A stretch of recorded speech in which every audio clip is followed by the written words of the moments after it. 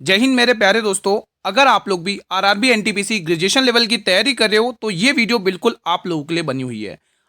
16 मार्च से आपके paper start होने जा रहे हैं, ठीक है। गिने चुने 7 से 8 दिन बचे हुए दोस्तों, और इस वीडियो में मैं आपके लिए लेके आया हूं मॉडल पेपर नंबर 16, जिसमें मैं previous year question plus expected questions करने जा रहा हूं दोस्तों, ठीक है। तो 8 दिन पहले ही देख लो पेपर कैसा आने वाला है, तो ये पेपर शुरू से लेकर लास्ट तक अटेंड कर लेना। इस क्लास का एक एक क्वेश्चन मोस्ट इंपोर्टेंट रहने वाला है। तो शुरुआत करेंगे पहले क्वेश्चन के साथ, आपकी स्क्रीन पर लग चुका है। मार्च 2025 में विमोचित पुस्तक Leo the untold story of Chennai super kings के लेखक कौन है। महत्वपूर्ण प्रश्न दोस्तों, करंट अफेयर क्वेश्चंस में एग्जाम में आएंगे दोस्तों, ठीक है। 8-9 तो क्वेश्चन देखने को मिलेंगे हर शिफ्ट में, ठीक है। तो फिलहाल इसका आंसर आएगा K Chandrasekaran. Option number C will be the right answer. अगला क्वेश्चन, अमरावती स्तूप का निर्माण निम्न में से किस शासक के द्वारा करवाया गया था, बताइए। सभी विद्यार्थी बताएंगे। सही आंसर हो जाएगा सातवाहन वंश। Option number D will be the right answer. Question number 3 बताइए, शुंग वंश का अंतिम शासक कौन था। सभी विद्यार्थियों को कमेंट बॉक्स में आंसर करना है। देखो 7 बजे वाली जिसने क्लास अटेंड करी होगी वो जरूर अटेंड कर लेना, क्योंकि जिसका भी टेक्निशियल का पेपर दोस्तों 9, 13, 9, 10 और 13 को है, वो जरूर देखना 7 बजे वाली क्लास। सही आंसर हो जाएगा देवभूति। Option number A. आप लोग मुझे कमेंट करके दोस्तों ये बताइए कि दोस्तों मैं आपके एग्जाम से पहले दोस्तों 2 करंट अफेयर की कुछ क्लासेस लगा दूं, जिसमें 6-6 महीने का करंट अफेयर करवा दूं।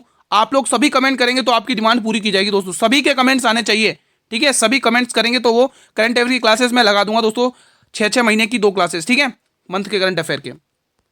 बताएंगे सही आंसर इसका। बहुत शानदार सवाल लगा आपकी स्क्रीन पर।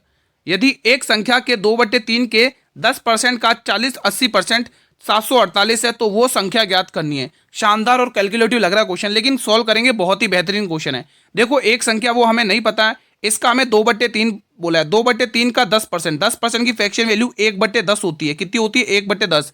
और 80% की फ्रैक्शन वैल्यू 4/5 होती है दोस्तों, ठीक है। कोई दिक्कत नहीं होगी। तो यहाँ पे मैं डायरेक्ट 4/5 लिख रहा हूँ। उसके बाद इसका कितना है? 748 है दोस्तों। कुछ कट रहा है तो मेरे भाई काट लीजिए, कोई दिक्कत नहीं है, ठीक है। यहाँ से देखो कुछ सिंप्लीफाई हो रहा है तो सिंप्लीफाई कर लो। 4 की दल से काटो, 4 एकन 4, 34, 4 बटे 32, 2 4 7 28, ठीक है। और देखो 2 की टेबल से काटोगे 5 बार। अब आपको पता है 55 25 होता है। 25 गुणा 3 आपको किससे मल्टीप्लाई करना? 187 से। तो 187 मल्टीप्लाई 25 गुणा में 3, पहले 25 से मल्टीप्लाई कर लेते। 25 सत्ते 100, 25 सत्ते 175 की 5, 25 सत्ते 175। अगर आप दिमाग लगाएंगे ना तो पूरी कैलकुलेशन सॉल्व करने की भी जरूरत नहीं पड़ी। देखो 25 सत्ते 175 की 5 कैरी कितना आ गया? 17 आ गया। और 3 को 5 से मल्टीप्लाई करो 15, इकाई अंक 5 आ रहा है। इकाई अंक 5 इसी वाले ऑप्शन में, पूरा सॉल्व करने की भी जरूरत नहीं पड़ी दोस्तों। तो ये अप्रोच लगाना आपको एग्जाम में दोस्तों, उस भीड़ से निकलना है तभी सिलेक्शन मिलेगा, ठीक है। अगला क्वेश्चन देखेंगे। देखो 13 तारीख दोस्तों, 13 तारीख से बाद दोस्तों आपकी ग्रुप डी की क्लासेस कंटिन्यू स्टार्ट हो जाएंगी भाई, ठीक है। जनवरी 2025 में किस भारतीय नेता की जयंती के अवसर पर राष्ट्रीय युवा दिवस मनाया गया? ये एक बेहतरीन सा क्वेश्चन आपकी स्क्रीन पर है, बताइए दोस्तों। सभी विद्यार्थी बताएंगे कमेंट बॉक्स में। देखो आपका पेपर दोस्तों कब से? 16 मार्च से स्टार्ट हो रहा है। बहुत कम दिन बचे हुए और ये पेपर आपके लिए बहुत जरूरी है। आपको आइडिया लग जाएगा कि पेपर एग्जाम में कैसा आने वाला है, ठीक है। पूरा वैसे ही पेपर हम सॉल्व करेंगे आज इस वीडियो में। सही जवाब हो जाएगा दोस्तों। को क्या पूछा? राष्ट्रीय युवा दिवस, तो कहेंगे स्वामी विवेकानंद। ये रे option number C will be the right answer. अगला क्वेश्चन, रामकृष्ण मिशन की स्थापना किसने की थी? बताएंगे सभी विद्यार्थी। देखो 1875 में आप आर्य समाज की स्थापना ध्यान में रख सकते हैं। बंबई में की थी दोस्तों, किसने? दयानंद सरस्वती ने दोस्तों, आर्य समाज की स्थापना, ठीक है। एग्जाम में काफी बार पूछा जाता है दोस्तों ये क्वेश्चन, तो आप लोग ध्यान में रखना दोस्तों, ठीक है। चलिए बताइए इसका आंसर क्या होने वाला है। आंसर बताएंगे आप लोग इसका। सही जवाब क्या होगा? रामकृष्ण मिशन की स्थापना स्वामी विवेकानंद ने की है, ध्यान रखना दोस्तों, ठीक है। अगला प्रश्न देखेंगे, क्वेश्चन नंबर 7 बताइएगा। यूनेस्को ने 24 जनवरी 2025 को कौन सा वैश्विक उत्सव मनाया? दोस्तों बहुत इंपॉर्टेंट क्वेश्चन है। इस वीडियो में, इस मॉडल पेपर में आपको सभी टाइप के क्वेश्चंस देखने को मिलने वाले, चाहे वो मैथ रीजनिंग के हों, चाहे वो साइंस के हो, चाहे जीके जीएस के हों दोस्तों, चाहे करंट अफेयर के हों दोस्तों, चाहे इकोनॉमिक्स को, मतलब ऑल ओवर कवर होगा इस मॉडल पेपर में, ठीक है। एक लेवल अप लेके तैयार किया मैंने आप लोगों के लिए, ताकि एग्जाम में दिक्कत ना हो। सही जवाब आएगा अंतर्राष्ट्रीय शिक्षा दिवस। Option number C will be the right answer. 12% और 5% की क्रमागत छूट के बाद एक वस्तु को 418 रुपए में बेचा जाता है, तो वस्तु की मूल कीमत ज्ञात करना है। ओरिजिनल वैल्यू आपको ज्ञात करना है दोस्तों। देखो दोस्तों आपको पता है दोस्तों, छूट हमेशा अंकित मूल्य पर दी जाती है, और अंकित मूल्य है नहीं दोस्तों, तो हमने एक्स अज्यूम कर लिया। इस पर 12% की छूट, 12% की फ्रैक्शन वैल्यू 3/25 होती है, ठीक है। और 5% की फ्रैक्शन वैल्यू दोस्तों 1/20 होती है। ये मैंने फ्रैक्शन वैल्यूज लिख दी है। अब आप कहोगे गुरु ₹25 का सामान था, ₹3 की छूट पर बेचा है, तो कितने पर बेचा? 22 रुपये पे, ठीक है।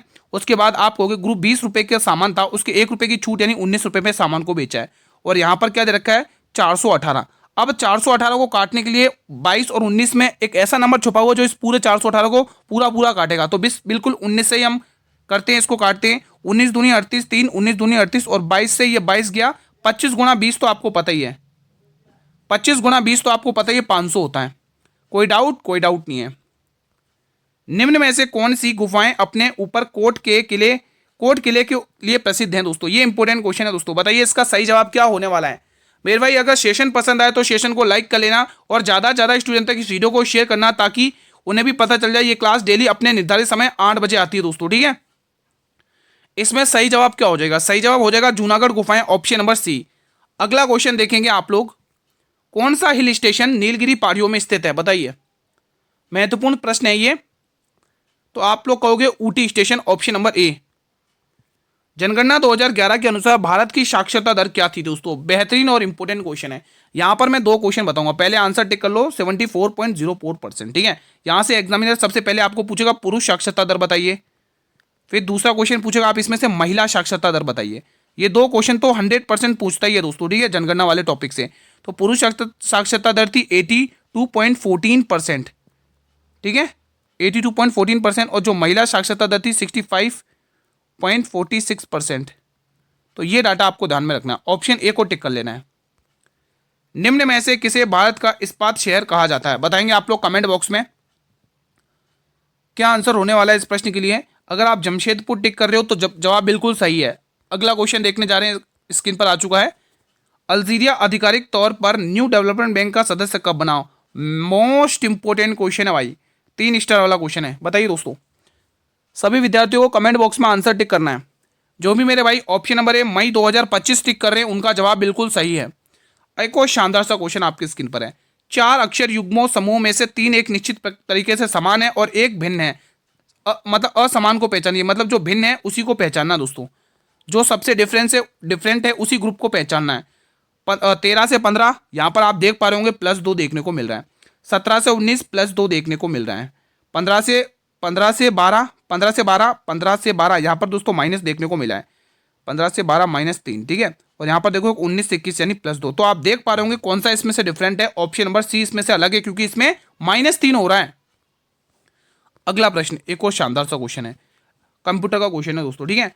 MS Excel 365 में किसी वर्कबुक को शीघ्रता से सेव करने के लिए किस कीबोर्ड शॉर्टकट का प्रयोग किया जाता है? शानदार सा क्वेश्चन एक बार फिर से आपकी स्क्रीन पर आ चुका है। सही जवाब हो जाएगा Ctrl+S, ठीक है। अगला प्रश्न देखेंगे आप लोग स्क्रीन पर, विंडोज के किस संस्करण में स्टार्ट मेनू की शुरुआत हुई थी दोस्तों? बताइए, विंडोज 7, विंडोज 10, विंडोज 95 या विंडोज XP? सही जवाब हो जाएगा विंडोज 95। क्या आप लोग भी विंडोज 95 टिक ही कर रहे हैं? बढ़े अगले प्रश्न की तरफ। अगला क्वेश्चन, कौन सा जीवाणु जनित रोग विशेष रूप से सीरम संबंधी विधि द्वारा संपुष्ट किया जाता है? शानदार सा क्वेश्चन एक बार फिर से आपकी स्क्रीन पर है, बताइए कमेंट बॉक्स में इसका जवाब। सही जवाब हो जाएगा typhoid, option number C will be the right answer. अगला क्वेश्चन देखेंगे, आपकी स्क्रीन पर आ चुका है। मेंडेलीव की सारणी में आयोडीन को किस वर्ग में रखा गया? ये एक बेहतरीन सा क्वेश्चन आपकी स्क्रीन पर है, बताइए इसका आंसर। सही जवाब क्या होगा? सही जवाब हो जाएगा वर्ग 8 में रखा गया है दोस्तों, ठीक है। अगला क्वेश्चन देखेंगे, भारतीय रिजर्व बैंक का केंद्रीय कार्यालय मुंबई से कब स्थानांतरित हुआ था दोस्तों? बहुत इंपॉर्टेंट क्वेश्चन है। तो दोस्तों भारतीय रिजर्व बैंक यानी RBI, इसकी स्थापना 1 अप्रैल 1935 में होती है, नोट करेंगे 1 अप्रैल 1935, पहला पॉइंट तो ये नोट करेंगे दोस्तों। पहले इसका जो हेडक्वार्टर था मेरे भाई वो कौन सा था? कोलकाता में था। कहां पर था? कोलकाता में। लेकिन 1937 में कोलकाता से मुंबई स्थानांतरित कर दिया गया। 1937 आपको टिक करना है। यहीं पर एक और क्वेश्चन नोट कर लो कि इसका राष्ट्रीयकरण कब हुआ था? नेशनलाइजेशन, यहीं पर ये पॉइंट और नोट करो, राष्ट्रीयकरण। इसका जो नेशनलाइजेशन हुआ था मेरे भाई, इसका जो नेशनलाइजेशन हुआ था वो 1949 में हुआ था दोस्तों। तो ये दोनों डेट याद रख लेना दोस्तों, ये दोनों डेट याद रख लेना, ठीक है। बढ़े अगले प्रश्न की तरफ। अगला प्रश्न आपकी स्क्रीन पर, भारतीय संविधान का कौन सा अनुच्छेद भारतीय नागरिकों को किसी विदेशी राज्य से कोई उपाधि स्वीकार करने से रोकता है दोस्तों? बताइए दोस्तों इसका आंसर क्या होगा? क्या आंसर होगा? देखो 15 में क्या है बताइए, 15 में क्या है सभी विद्यार्थी बताएंगे। बताइए दोस्तों, जाति धर्म भेद, जाति धर्म से भेदभाव, जाति धर्म से भेदभाव से रिलेटेड है ये आर्टिकल, ठीक है, ये आपको ध्यान रखना है। 16 में क्या है दोस्तों? लोक नियोजन है। किसमें है दोस्तों? 16 में लोक नियोजन है। ये इंपॉर्टेंट आर्टिकल है, याद कर लेना, एग्जाम में इनमें से एक आध पूछेगा आपसे, ठीक है। लोक नियोजन है। 17 में अस्पृश्यता, इसको मैं अलग पेन से लिखता हूँ क्योंकि एग्जाम में काफी बार पूछा जाता है। अस्पृश्यता यहां पे लिखेंगे, अस्पृश्यता, अस्पृश्यता, ये आप लोग ध्यान रखिएगा। अनटचेबिलिटी, ठीक है, छुआछूत। इसका सही आंसर रहेगा उपाधियों का अंत। दोस्तों आप देखेंगे आर्टिकल 18 है दोस्तों, क्या है? आर्टिकल 18 आपको टिक कर लेना है, इंपॉर्टेंट क्वेश्चन है ये, ठीक है।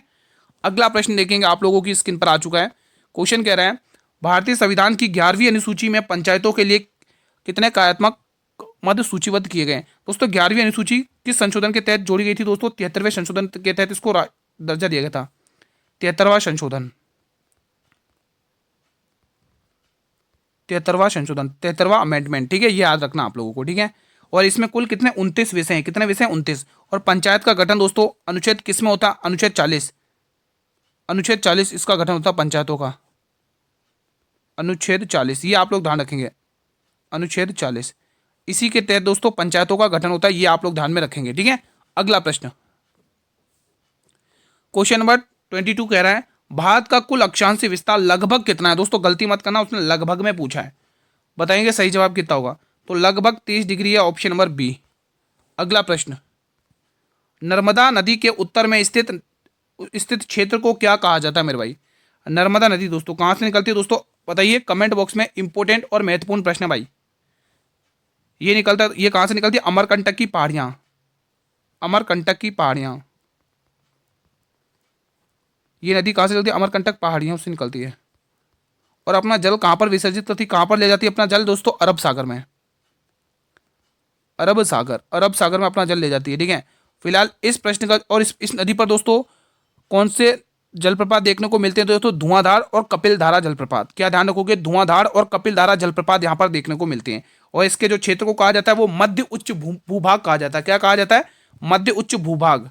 अगला प्रश्न, हड़प्पा कालीन व्यापार संबंध निम्न में से किस स्थान तक फैले थे? दोस्तों ये इंपोर्टेंट प्रश्न है भाई, बताइए, सभी विद्यार्थी बताएंगे इस प्रश्न के लिए क्या आंसर होगा। मेसोपोटामिया अगर आप टिक कर रहे हो तो बिल्कुल सही टिक कर रहे हो। अगला क्वेश्चन देखेंगे। अब देखो ये क्वेश्चन भी शानदार है, ध्यान से सुनेंगे, पढ़ेंगे, रिवीजन करेंगे, ठीक है। एक दुकानदार किसी वस्तु पर लागत मूल्य से 30% अधिक अंकित करता है, 10% की छूट देता है, उसका लाभ प्रतिशत कितना होगा? शानदार सा क्वेश्चन है, बताइए बताइए दोस्तों। इसको दोस्तों आप सीपी, एसपी और एमपी के रिलेशन पर भी कर सकते हो, और आज एक नया तरीका मतलब एक्स वाई फॉर्मूले से भी कर सकते हो। मतलब कि 30% अधिक अंकित करता है तो यहाँ पे प्लस का 30 लिख लेना है, एक्स वाई फॉर्मूले से कर लेते हैं इस क्वेश्चन को, ठीक है। तो प्लस का 30% अधिक, ठीक है। फिर वो कह रहा है 10% की छूट देता है, यानी -10%, और प्लस माइनस माइनस, और 30 गुणा 10 300, और नीचे आपको 100 वाला फॉर्मूला लगा लेना है, 100 लगा लेना है, ठीक है। अब आप कहोगे 2 जीरो से ये 2 जीरो गए, यानी कि 30 में से 10 गए 20 बचेगा, और 20 में से 3 गए 17 बचेगा। ओरलिया आप दोस्तों चाहते तो इसको ओरल भी कर सकते थे, मेंटली भी सॉल्व कर सकते थे, ठीक है। समझ में आ गया दोस्तों कैसे सॉल्व करना है, कैसे करना है क्वेश्चन को। आप सीपी, एमपी और एसपी के रिलेशन पे भी कर सकते हो। कैसे? ये देखो, सीपी, एसपी और एमपी, मतलब क्रय मूल्य, विक्रय मूल्य और अंकित मूल्य। अब देखो दोस्तों उसने क्या कहा, जैसा कहा वैसे ही कर लो। उसने कहा 100 रुपये का सामान कितने पे अंकित किया है? 30 रुपये पे अधिक, यानी 130।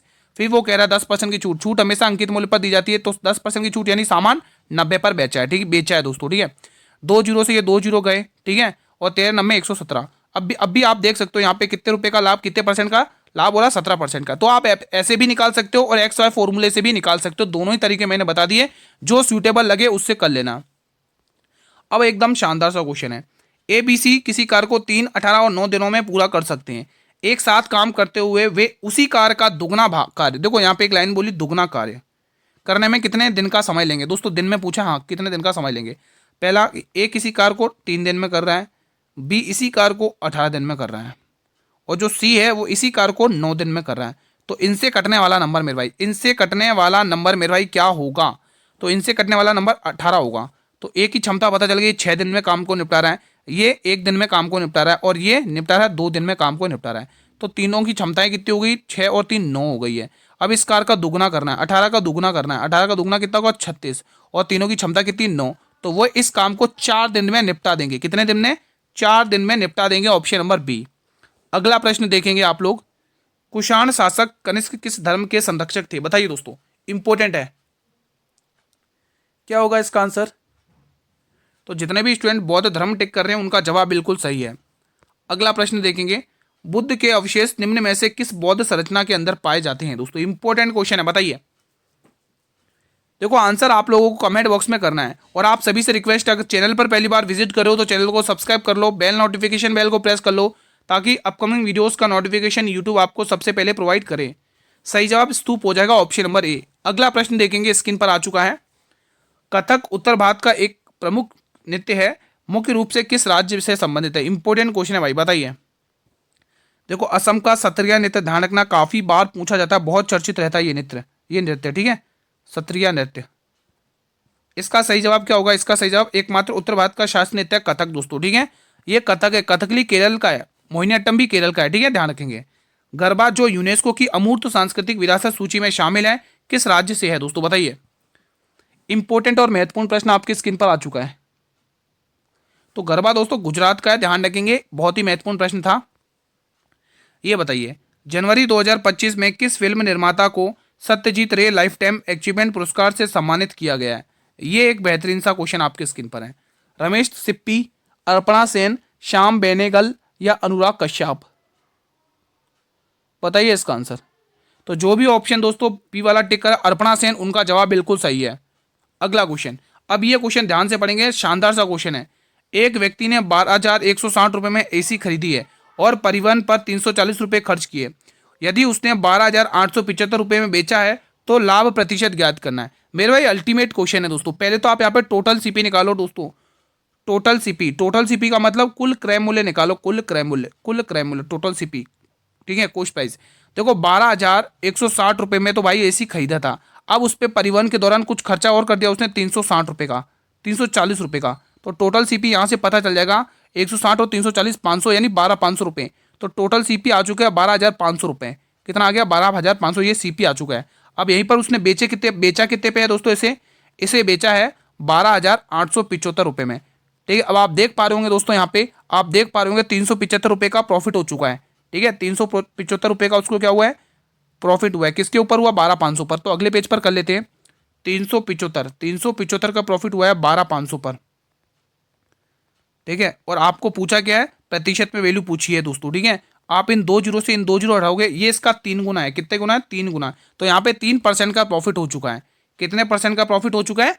3% का प्रॉफिट हो चुका है। तो ऐसे इस क्वेश्चन को सॉल्व कर लेना है, एग्जाम में इस प्रकार से क्वेश्चन आएगा दोस्तों, ठीक है। अगला क्वेश्चन देखेंगे आप लोग, ये आ चुका है एक और शानदार सा क्वेश्चन। देखो ये थोड़ा कैलकुलेटिव भी लग रहा है दोस्तों, देखने में आप सोचो गुरु इतना इजी क्वेश्चन, लेकिन जब आप इसको करोगे तो कैलकुलेशन है, लेकिन स्मार्ट अप्रोच लगाओगे तो ये कैलकुलेशन कुछ नहीं है, ठीक है। कैसे? देखो अभी मैं बताता हूँ क्वेश्चन को करके। देखो 25,000 रुपए की राशि है, 3 साल के बाद 12% की दर से चक्रवृद्धि ब्याज ज्ञात करना है, ठीक है। चक्रवृद्धि यानी कंपाउंड इंटरेस्ट पूछा है दोस्तों, ठीक है। आपको अमाउंट प्रिंसिपल दे रखा है 25,000 रुपीज का, समय दे रखा है, टाइम दे रखा है 3 ईयर का, और रेट दे रखी है 12% का। तो आप इसका कंपाउंड इंटरेस्ट निकाल के बताइए कमेंट बॉक्स में, ठीक है। तो देखेंगे आप दोस्तों 25,000, सबसे पहले क्या होता है? प्रिंसिपल होता है और दूसरी तरफ अमाउंट होता है, मतलब मूलधन और मिश्र धन, ठीक है। अब देखेंगे दोस्तों 12% की फ्रैक्शन वैल्यू कितनी होती है? 3/25 होती है। कितनी होती है? 3/25। तो आप ये कहोगे गुरु 25 रुपए का सामान था, 3 रुपए प्लस हो गया, 28 रुपए में बेचा गया, ठीक है। ऐसे ही कहोगे ना, 25 रुपए की चीज थी, मूलधन था, अब 3 रुपए इसमें मिश्रधन ब्याज ऐड करके मिश्रधन बना दिया 28 रुपए, फिर 25 से 28, ठीक है, फिर 25 से 28, ठीक है। अब आप देख पा रहे होंगे यहाँ का मूलधन को मूलधन से कंपेयर करना है। इन 25 को 3 बार गुणा करोगे, उसका मान दे रखा 25,000 रुपये। तो मैं अगले पेज पर कर लूँ। देखो ये जो 25,000 रुपये दे रखा है 000, ठीक है, ये किसका मान है? 25 मल्टीप्लाई 25 का मान है। और आपसे इसका ब्याज पूछा दोस्तों, क्या पूछा है? ब्याज पूछा है, ठीक है। आपको इसका क्या पूछा है? ब्याज पूछा है मेरे भाई। तो आपको इसको सॉल्व कर लेना है दोस्तों, ठीक है, ठीक है। अगर आप चाहो तो सॉल्व कर लो। 25 का क्यूब कितना होता है? 15,625 के समथिंग क्यूब होता है इसका, 15,625। इसका क्यूब कितना होता है? 15,625। ये मैंने 15,625 लिख दिया, ठीक है, हाँ। और 28 का क्यूब कितना होता है? 21,952 होता ना, 21,952। अब 21,952 में से 15,625 घटा के यहाँ पे निकाल दो, कितना आ रहा है? 952, क्योंकि हमें ब्याज पूछा है ना, तो 15,625। तो थोड़ा कैलकुलेशन है, थोड़ी करना पड़ेगा। 12 में से 5 घटाओगे 7 बचेगा, 4 में से 2 घटाओगे 2 बचेगा, 9 में से 6 घटाओगे 9 में से 6 घटाओगे 3 बचेगा, 11 में से 5 घटाओगे 6 बचेगा। 6327 का मान आपको निकालना है, तो यहाँ पर लिखो 6327। अब देखो दिमाग क्या लगाना है, देखो दिमाग ये लगाना, 25 की टेबल अगर मैं चाहता तो 15,625 लिख सकता था, लेकिन कैलकुलेशन को ईजी करने के लिए मैंने 25 के टुकड़े कर दिए। ठीक है, 15,625 के टुकड़े कर दिए, तो 25 से कम 25, यानी कितना आ गया 1,000 रुपये, 1,000 आ गया। फिर 25 की टेबल से काटो, 25 चौके 100, कितना आ गया 40 रुपये आ गया। अब आपको पता है गुरु, 5 अट्ठे 40 होता है, 55 25 होता है, अब नीचे 5 आ चुका है। अब आप दोस्तों इनको गुणा करोगे, फिर 5 से भाग करोगे तो पॉइंट में आंसर आएगा, और पॉइंट में आंसर एक ही दे रखा है, एक ही ऑप्शन में पॉइंट में आंसर दे रखा है। तो ऐसे आपको कर लेना है दोस्तों, ठीक है, कोई डाउट तो नहीं है, कोई डाउट नहीं होगा आई थिंक। अगला क्वेश्चन, MS एक्सेल इंटरफेस का निम्न में से कौन सा एलिमेंट वर्तमान में सक्रिय सेल की सेलेक्ट की गई रेंज का नाम डिस्प्ले करता है दोस्तों, बताइए। सभी विद्यार्थियों को बताना कमेंट बॉक्स में। सही आंसर हो जाएगा name box, option number B. अगला क्वेश्चन, आवर्ती के मापन का मात्रक क्या है? आवर्ती के मात्रक का मापन क्या है? जितने भी स्टूडेंट बी ऑप्शन हर्ट्ज टिक कर रहे हैं उनका जवाब बिल्कुल सही है। क्वेश्चन नंबर 36 बताइए, कौन सा बल भौतिक संपर्क के बिना कार्य करता है और यांत्रिक में खगोलीय पिंड की गति को नियंत्रित भी करता है? इंपॉर्टेंट क्वेश्चन है, बताएंगे इसका आंसर। सही जवाब क्या होगा इसका? सही जवाब गुरुत्वीय बल हो जाएगा, ऑप्शन नंबर डी। अगला प्रश्न देखेंगे। अब ये कोई शानदार सा क्वेश्चन है दोस्तों, एक समचतुर्भुज का क्षेत्रफल ज्ञात कीजिए जिसके विकर्णों की लंबाई 10 सेंटीमीटर और 8.2 सेंटीमीटर है। मेरे भाई शानदार सा क्वेश्चन लग रहा है भाई, सॉल्व करेंगे, इसका आंसर क्या आएगा बताइए दोस्तों, इसका आंसर क्या होगा? आपको पता है समचतुर्भुज के जब दोस्तों विकर्ण दे रखे तो हमें फॉर्मूला लगाना है दोस्तों। समचतुर्भुज का कौन सा वाला फॉर्मूला लगाना है दोस्तों? आप सभी को पता है गुरु, वो लगाना है 1/2 मल्टीप्लाई D1 मल्टीप्लाई D2, मतलब पहला विकर्ण गुणा दूसरा विकर्ण, ठीक है। 1/2 मल्टीप्लाई पहला विकर्ण गुणा दूसरा विकर्ण, तो 1/2 फॉर्मूले का एज इट इज D1 यानी पहला विकर्ण कितना 10 का है, और D2 यानी 8.2। अब दोस्तों इस पॉइंट को हटाओगे तो नीचे बनेगा 10, कितना बनेगा 10, और ये 10 से 10 कैंसिल आउट हो जाएगा, 2 की जगह से जाएगा 41 टाइम, क्योंकि 41 का दोगुना ही तो 82 होता है। तो ऐसे आपको क्वेश्चन को सॉल्व कर लेना है। कोई डाउट हो तो तुरंत कमेंट बॉक्स में क्लियर करो भाई, ठीक है। चलिए अगला क्वेश्चन देख लेते हैं। उस्ताद फैयाज खान किस घराने से संबंधित थे मेरे भाई? शानदार सा क्वेश्चन आपके स्क्रीन पर है, बताएंगे सभी विद्यार्थी। तो इनका संबंध था आगरा घराने से, ऑप्शन नंबर ए। अगला प्रश्न, क्वेश्चन इंपोर्टेंट, ये भी बहुत है, ध्यान रखना, बहुत इंपोर्टेंट क्वेश्चन है। गंगूबाई हंगल किस घराने की प्रसिद्ध गायिका थी? सभी विद्यार्थी बताएं, गंगूबाई हंगल किस घराने की प्रसिद्ध गायिका थी? देखो किराना घराना आंसर तो होगा दोस्तों, किराना घराना होगा, लेकिन इसके संस्थापक कौन है? अब्दुल करीम खान, नोट कर लो, क्या टिक करोगे? अब्दुल करीम खान, ठीक है। तो ये चीज आपको ध्यान रखना, ठीक है, इंपोर्टेंट क्वेश्चन था। ये क्लास का अंतिम प्रश्न आपके स्क्रीन पर है। इस क्वेश्चन में क्या पूछा है? दी गई श्रृंखला में प्रश्न चिन्ह के स्थान पर क्या आएगा? बताइए दोस्तों। देखो नंबर सीरीज के कुछ क्वेश्चंस ऐसे होते हैं जो देखते ही माइंड में स्ट्राइक कर जाते हैं, जैसे कि ये क्वेश्चन आपके देखते ही माइंड में स्ट्राइक कर गया होगा।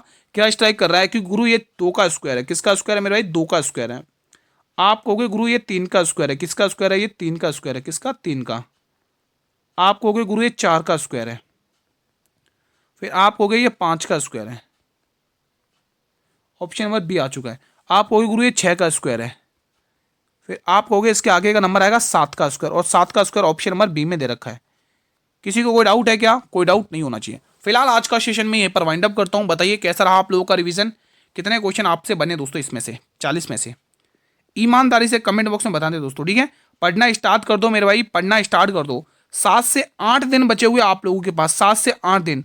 अगर आप मेहनत करेंगे तो सिलेक्शन मिलेगा 100%, ठीक है। प्लेलिस्ट बना रखी मैंने मॉडल पेपर की, अलग से रिवीजन कर लेना मेरे भाई, ठीक है।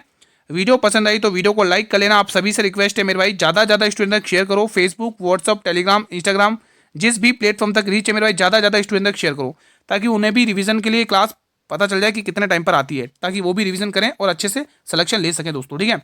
अब आपके काम की चीज़ सर PDF कहाँ मिलेगी? तो PDF टेलीग्राम चैनल पर मिल जाएगी, जिसका लिंक मैंने वीडियो के डिस्क्रिप्शन बॉक्स में दे रखा है। ज्वाइन कर लो और रिवीजन में मेरे भाई लग जाओ, ठीक है।